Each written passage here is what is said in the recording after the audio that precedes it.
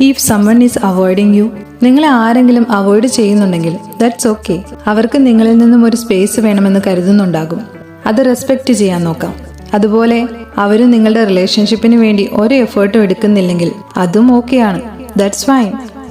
അങ്ങനെ ഒരാൾക്ക് വേണ്ടി നിങ്ങളും എഫേർട്ട് എടുക്കണമെന്ന് യാതൊരു ആവശ്യവുമില്ല. Respect your time and your effort.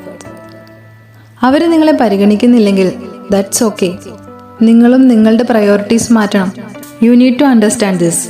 എന്താണെന്ന് ചോദിച്ചാൽ, ശരിക്കും പറഞ്ഞാൽ അവരുടെ ആക്ഷൻസ് നിങ്ങൾക്ക് വേണ്ടിയുള്ള സീക്രട്ട് മെസ്സേജസ് ആണ്. ഇത് മനസ്സിലാക്കിയാൽ രണ്ടു പേർക്കും നല്ലതാണ്. ഇല്ലെങ്കിൽ അത് പിന്നീട് ഒരു കഷ്ടവും ഒരു സങ്കടവുമായി തീരും. നിങ്ങളുടെ ആക്ഷൻസ്, നിങ്ങളുടെ ഇമോഷൻസ്, അത് മാത്രമേ നിങ്ങളെ കൊണ്ട് കൺട്രോൾ ചെയ്യാൻ സാധിക്കുകയുള്ളൂ. അതിലേക്ക് ഫോക്കസ് ചെയ്യുക. അങ്ങനെ ചേഞ്ച് ചെയ്യാൻ സാധിച്ചാൽ you will be in peace. ശരിക്കും പറഞ്ഞാൽ ഒരാളുടെ ആക്ഷൻസ് അതാണ് നമ്മളോട് സംസാരിക്കുന്നത്. സിമ്പിളായിട്ട് പറഞ്ഞാൽ, അവർക്ക് നിങ്ങളോട് ആത്മാർത്ഥമായ സ്നേഹമുണ്ടെങ്കിൽ അവരതിനു വേണ്ടി ശ്രമിക്കും.